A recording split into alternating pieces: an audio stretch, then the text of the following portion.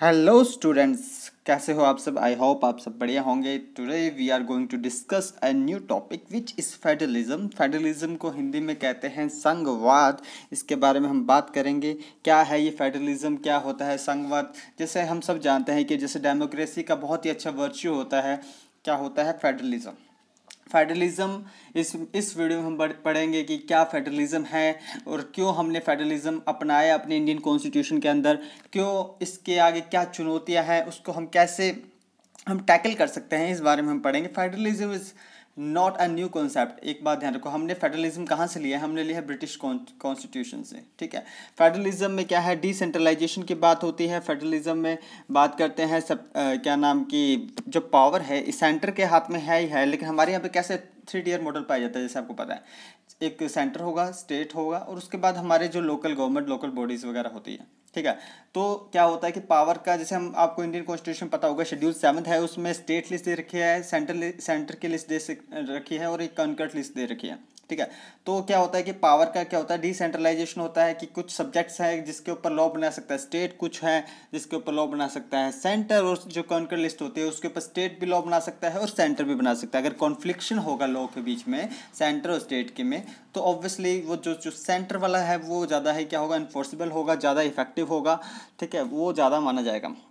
ठीक है। तो फेडरलिज्म में हम बात करते हैं कि शक्तियों का विकेंद्रीकरण की बात करते हैं, डिसेंट्रलाइजेशन ऑफ पावर की बात करते हैं, ताकि क्या हो कि संघवाद की भावना बनी रहे, राज्य अपने आप को अलग महसूस ना करे। अब वो समझा, वो मानते हैं कि हमें भी उतनी ही पावर होनी चाहिए जितनी सेंटर के पास होनी चाहिए। लेकिन जो फेडरलिज्म का कोर क्या है कि एक वर्च्यू है एक, जिसमें क्या करते हैं, डिसेंट्रलाइजेशन ऑफ पावर की बात करते हैं। चलो इसमें पढ़ते हैं हमने क्यों अपनाया था। पहली बात, ये बहुत ही ज़्यादा डायनेमिक है, बहुत ही ज़्यादा बड़ा है, एक्सपेंशन इसका एक तरीके से बहुत ज़्यादा है। जैसे केंद्र सरकार द्वारा व्यापक क्षेत्रों पर नियंत्रण संभव नहीं था। देखो, सारी पावर सेंट्रल गवर्नमेंट के हाथ में आ गई तो वो इतना भी उनके पास और भी बहुत सारे काम भाई सब सभी पूरा इतना बड़ा एक वाइड एरिया है, आप उसको एक व्यक्ति या फिर एक किसी इंस्टीट्यूशन के हाथ में नहीं दे सकते। उसको आप क्या करोगे, डिस्ट्रीब्यूट करोगे, सेंटर के पास पावर होगी, और उसी के कारण प्रोविंसेस के को भी पावर दी, इसके एक बड़े आकार के कारण। डाइवर्सिटी की बात करते हैं, इसके कुछ हिस्टोरिकल फैक्टर्स थे, डिसेंट्रलाइजेशन थे, और जो ओबियसली जो जुडिशरी है इंडिपेंडेंट है। सो इसमें हम बात करते हैं, देखिए, केंद्र सरकार द्वारा व्यापक क्षेत्रों पर नियंत्रण संभव नहीं था तो प्रांतीय सरकारों की आवश्यकता महसूस हुई, इसलिए हमने क्या किया, संघीय व्यवस्था को अपनाया। ठीक है, फेडरलिज्म को अपनाया। डाइवर्सिटी के बारे में बात कर रहे थे, व्यापक सामाजिक सांस्कृतिक विविधताओं के अनुरूप विभिन्न क्षेत्रों का प्रतिनिधित्व आवश्यक। देखो, जैसे हम बात करते हैं इंडिया में, नॉर्थ इंडिया में राजस्थान, एमपी वगैरह जो भी बात कर लीजिए, साउथ इंडिया हो गया, वेस्ट इंडिया हो गया, नॉर्थ ईस्ट हो गया। देखो, कुछ एरियाज हैं हमारे यहाँ पे जिनके अलग ही कल्चरल वैल्यूज़ है, डायनेमिक है वो बहुत ही ज़्यादा। जैसे नॉर्थ ईस्ट की बात करोगे, हाँ, और कुछ जो शेड्यूल एरियाज है, ट्राइबल एरिया है, उनकी सबकी नॉर्म्स वैल्यूज़ वगैरह अलग अलग होती है। तो वो वहाँ के जो रहने वाले लोगों को वैल्यूज समझने ज़्यादा कौन समझेगा, सेंटर समझेगा या वहाँ के रहने वाली जो सरकारें हैं, वहाँ पे जो स्टेट गवर्नमेंट्स हैं, उनको पता है। तो उस अकॉर्डिंग एक फेडरलिज्म को अपनाना एक आवश्यकता बन गई थी, सरकार की रिक्वायरमेंट बन गई थी। सरकार को चाहिए था कि उनको अच्छे से क्या किया जाए, उनको अच्छे से प्रशासित किया जाए, उनका एडमिनिस्ट्रेशन अच्छे से हो। तो इसके लिए भी विविधता जो गुण था, उसके कारण भी हमने संघीय व्यवस्था को अपनाया। ऐतिहासिक कारण थे, कुछ जो ब्रिटिश काल थे उसमें भी क्या था कि प्रांतीय विधायकों का अस्तित्व था। ठीक है, जिसका भारतीयों को अनुभव था, एक्सपीरियंस था, आज़ादी के बाद भी उन्होंने जारी रखा। देखो, जो प्रोविजंस थे, जो आपको पता होगा, जो पहले रियासतें वगैरह थी, भारतीय रियासतें थी, क्या नाम, उनका एडमिनिस्ट्रेशन वगैरह कैसे होता था, वहाँ के राजा थे, हो भले ही सहायक संधि कर ली हो कि भाई साहब, आप अगर आपको कुछ भी करना है, अगर आपको किसी भी एक्सटर्नल कंट्री, मतलब कुछ भी हो, एक्सटर्नल अफेयर्स कह लो या फिर फॉरेन अफेयर्स, जैसे मर्जी आप समझ लो, कि कुछ भी ट्रीटी वगैरह करनी है तो आपको अंग्रेजों से पूछ के करनी होती थी। लेकिन प्रांतों का अस्तित्व था, उन्हें पता था कि कैसे, ये हमें पता था कि जो संघवाद की भावना हमारे अंदर पहले से विद्यमान थी, भले ही वो ब्रिटिश शासन के अंडर थी, ब्रिटिश के अंडर हम ये विकसित हुई थी, लेकिन ये हम इससे एक्सपीरियंस थे, हमको पता था कि इसमें शासन कैसे करना है, कैसे ये चलेगा, इसका स्वरूप क्या है। तो इस कारण हमने, ये एक बहुत ही बड़ा हिस्टोरिकल फैक्टर था जिसके कारण हमने फेडरलिज्म को अपनाया। ठीक है। सो डिसेंट्रलाइजेशन मैंने आपको बता दिया, व्यवस्था में लोगों को अधिक प्रभावी भागीदारी सुनिश्चित जिसमें राष्ट्रीय व क्षेत्रीय महत्व के मुद्दों को एक दूसरे से अलग रखा जा सके। देखो डिसेंट्रलाइजेशन तो होना बहुत ज़रूरी है। जब आप ओबियसली आप जब सेंटर की बात करते हो, स्टेट की बात करते हो, अब लोकल लोकल एरियाज़ की बात करते हो, अब लोकल में भी जैसे पंचायत समिति हो गया है ना, उसके बाद भी जैसे गांव होते हैं, गांवों में पंचायत, ग्राम पंचायत, ग्राम सभा, बहुत ही मतलब देखा जाए तो एडमिनिस्ट्रेशन की छोटी से छोटी इकाइयाँ मौजूद है। तो पावर का अगर डिसेंट्रलाइजेशन कर दे तो हम क्या कर सकते हैं, एडमिनिस्ट्रेशन को बहुत ही अच्छी तरीके से हम इम्प्लीमेंट कर सकते हैं। So this is also important factor कि जिसके कारण हमने फेडरलिज्म बनाया। देखो स्वतंत्र न्यायपालिका न्याय चरित्र में निष्पक्ष व कार्यपालक, देखो ये आपको दिख रहा है कि इंडिपेंडेंट जुडिशरी भी एक बहुत ही ज़्यादा आवश्यकता बन गई थी जिस कारण हमने इसे अपनाया। सो आगे बात करते हैं कि इसके सामने क्या चुनौतियां हैं। हाँ, तो जो ओबियसली जो मैं बात कर रहा था इंडिपेंडेंट जुडिशरी, तो एग्जीक्यूटिव को अलग रखना था जुडिशरी से ताकि इंटरफेयर ना हो, जुडिशरी अपना काम करे और एग्जीक्यूटिव अपना काम करे। ऐसे नहीं कि जुडिशरी ही प्रेशर के अंदर आ रखी है कि भाई साहब एग्जीक्यूटिव को उसके अंदर इंटरफेयर कर रहा है, लेजिस्लेटिव फेयर, मतलब जैसे हमारे आर्टिकल किस में दे रखा है, आर्टिकल 50 में दे रखा है separation of judiciary from executive which is a DPSP, which is a DPSP, directive principle of state policy, जो कहते हैं जिसे हम हिंदी राज्य की नीति निदेशक तत्व कहते हैं, जो कि आर्टिकल 36 से 51 के अंदर है और जो कि नॉट एनफोर्सेबल, जो एनफोर्सेबल नहीं होते हैं उसे पार्लियामेंट बाय लॉ बना के जरूर एनफोर्स कर सकते हैं, लेकिन वो क्या है क्या कहते हैं सीधा उसके अगर उसका वायलेशन हो किसी भी जो नीति निदेशक तत्व, ये स्टेट की ड्यूटीज़ है। तो ऐसा नहीं है कि इसका वायलेशन हो तो आप सीधा सुप्रीम कोर्ट में जा सकते हो। हाँ, लेकिन फंडामेंटल राइट एनफोर्सेबल है, उसके लिए आप जा सकते हो, सुप्रीम कोर्ट जा सकते हो, हाई कोर्ट जा सकते हो, जैसे आपको ठीक लगे।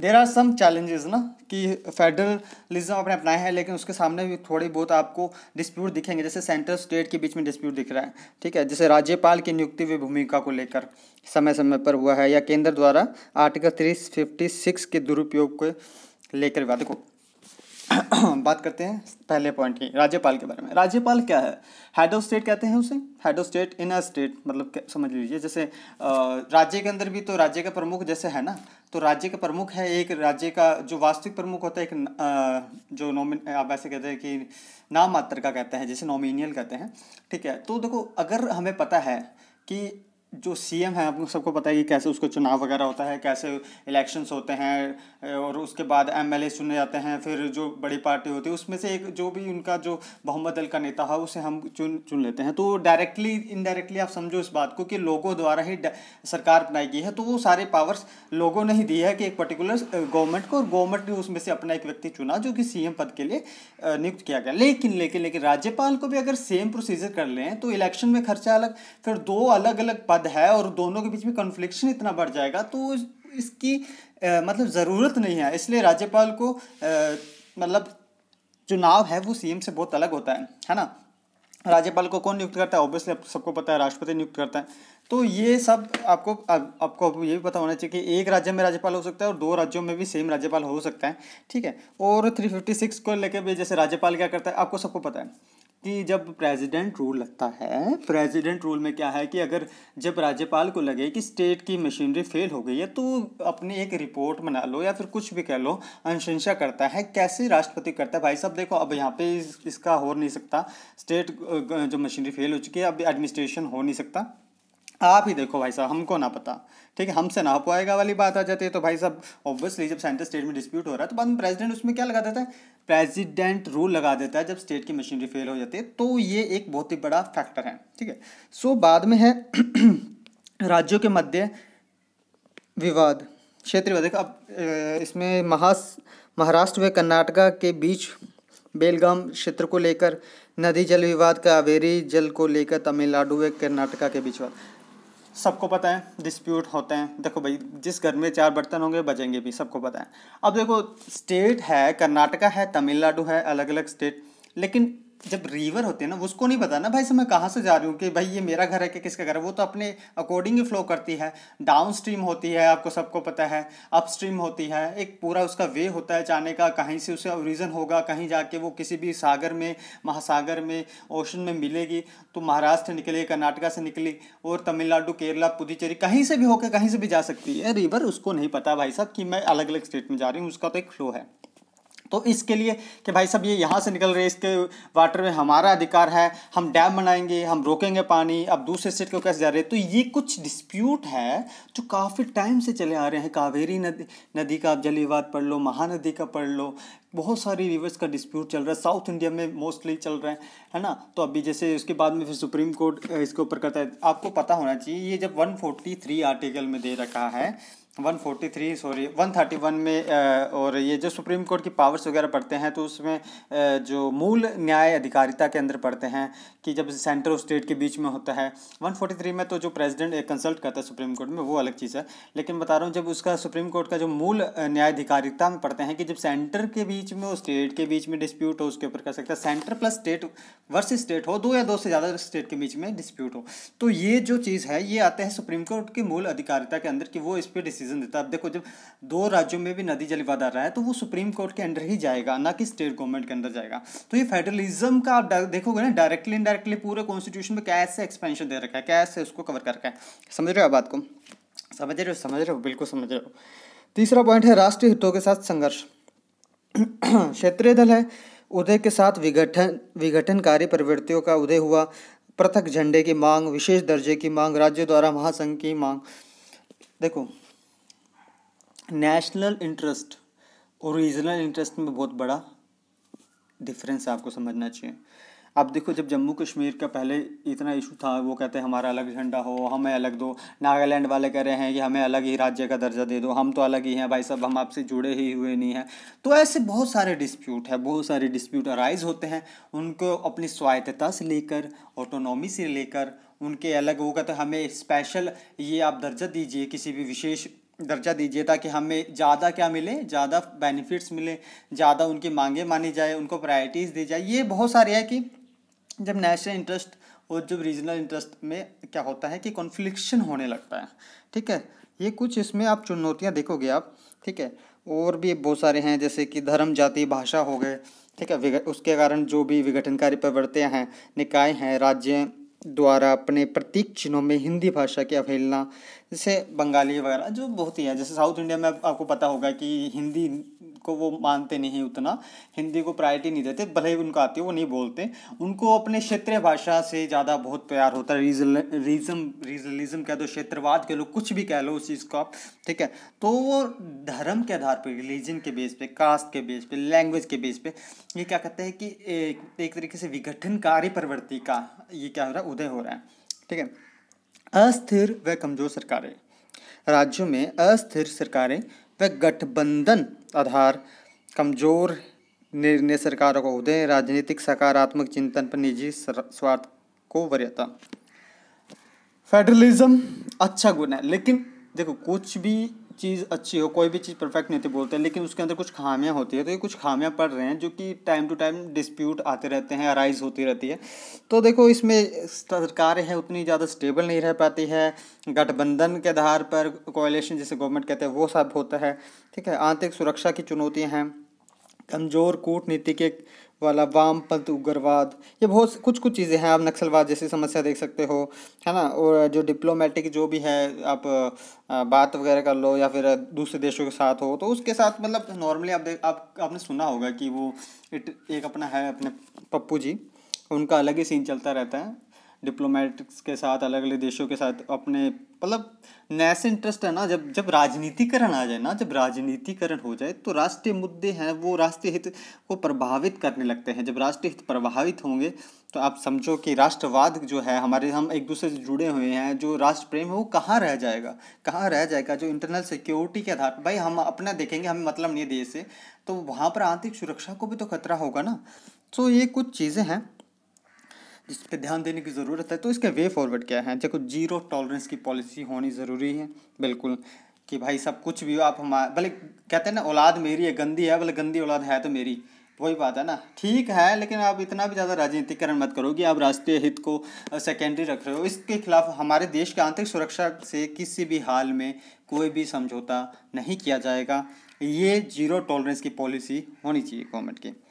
केंद्र राज्य संबंधों में सुधार की ज़रूरत है, जिससे नीति आयोग हो गया, अंतर्राज्य परिषद भूमिका निर्वहन कर सकते हैं। नीति आयोग हो गया जो कि आपको सबको पता है 2015 1 जनवरी 2015 में इसकी स्थापना हुई थी। उससे पहले योजना आयोग था जो काफ़ी टाइम से 1950s के डिकेड से चला आ रहा है, 52 आई थिंक से उसकी स्थापना हुई थी। और इंटर स्टेट काउंसिल हो गया जो स्टेट काउंसिल उनके बीच में जो हो गया, जोनल काउंसिल भी आप कह सकते हो, वो भी हो गया। बहुत सारी चीज़ें हैं जो इसमें रिफॉर्म की बात करते हैं। डिसेंट्रलाइजेशन, नेशनल इम्पोर्टेंस के जो सब्जेक्ट्स हैं उसके एडिशनल में कुछ और सब्जेक्ट है, उसका भी डिसेंट्रलाइजेशन होना चाहिए, बिल्कुल होना चाहिए। शिक्षा में जागरूकता का होना चाहिए। प्रसार, राष्ट्र की संप्रभुता, सॉवरेनिटी, इंटीग्रिटी, है ना, तो अखंडता, एकता व उसके महत्व के संबंध में कुछ पॉलिसीज़ होनी चाहिए। मीडिया, टीवी, पत्रिकाएं, सोशल मीडिया द्वारा देखो बहुत सारी चीज़ें आप देखोगे। ये आजकल मूवीज़ वगैरह भी ऐसे मिल रही है कि हर दूसरी मूवी में इतने राष्ट्रवाद दिखा देते हैं। उसमें अक्षय कुमार होता है या फिर जॉन अब्राहम, आपको सबको पता है, दो ही है जो करने वाले। तो जो मीडिया है ना, जो मूवीज़ है, जो आप वेब सीरीज़ कह लो, आजकल बहुत आ रही है। सरहद आ रही है ना, आप देखी हो तो, अब दिल्ली क्राइम देखी हो तो उसमें देखा है कि कैसे क्राइम के खिलाफ कैसे अपने हमारे पास पावर है, जो पुलिस पावर दिखाते हैं उनमें बहुत सारी चीज़ें हैं। उससे आप देख सकते हो कि आपको देश के प्रति प्यार आता है कि भाई साहब ठीक है, ये क्राइम के खिलाफ इतना कर रहे हैं, हम भी कुछ अपनी लाइफ में ऐसे करें कि अपने देश के लिए कुछ करें। भले आप एडमिनिस्ट्रेशन में जाओ, भले आप कुछ भी पॉलिटिक्स में जाओ, किसी में भी जाओ, तो आप देश के प्रति जुड़ाव महसूस करो, है ना। तो वो एक वे फॉरवर्ड है कि आप एजुकेशन से, अवेयरनेस करके, या फिर अवेयरनेस प्रोग्राम से, या फिर डिसेंट्रलाइजेशन से कुछ कर सकते हो, है ना। तो वो उसको, फेडरलिज्म को क्या कर सकते हो, मजबूत कर सकते हो, संघवाद की भावना को मजबूत कर सकते हो। वो राजनीतिक व निर्वाचन संबंधी सुधारों की आवश्यकता है, ठीक है, ये चीज़ें हैं, आपको पता है। तो ये फेडरलिज्म था जिसमें हमने बहुत सारी चीज़ें समझने का प्रयास किया, जिसमें हमें पता है इसका जो कोर होता है वो डिसेंट्रलाइजेशन होता है, विकेंद्रीकरण होता है, जिसका मतलब है कि पावर का, शक्तियों का केंद्रण किसी एक व्यक्ति या एक संस्था या फिर एक इंस्टीट्यूशन के हाथ में ना होकर उसका विकेंद्रीकरण कर दिया जाए, ताकि लोगों के हाथ में पावर आए। मतलब लोग, मतलब कहने वाले ज़्यादा लोगों के हाथ में, ज़्यादा इंस्टीट्यूशन के हाथ में, एक सेंटर के पास पावर है, स्टेट के पास पावर है उसमें से। और वो स्टेट चाहे तो लॉ बना के क्या कर सकते हैं कि अपने जो लोकल बॉडीज़ हैं उनको भी कुछ मामलों पर टैक्स लगाने की, या फिर छोटे छोटे मुद्दों पर उनको एडमिनिस्ट्रेशन के थोड़े ज़्यादा अधिकार दे सकते हैं, जिसके कारण सरकार, जो अपर गवर्नमेंट है, जो सुप्रीम है, उनके पास थोड़ा पावर का होगा, कम होगी, मतलब कि कुछ अतिरिक्त मुद्दों पर, और वो ज़्यादा नेशनल इंपॉर्टेंस के मुद्दों पर ध्यान केंद्रित कर सकती है, जिससे कि संघवाद की भावना प्रेरित हो सकती है, संघवाद की भावना को बढ़ावा दिया जा सकता है। हम सबको पता है कि जो 15th जो फाइनेंस कमीशन है NK सिंह वाला, उन्होंने भी इसमें क्या 42% से कम करके 41% कर दिया, क्योंकि अभी जो पहले थे जम्मू कश्मीर वगैरह जो स्टेट थे उससे UT में कन्वर्ट कर दिया।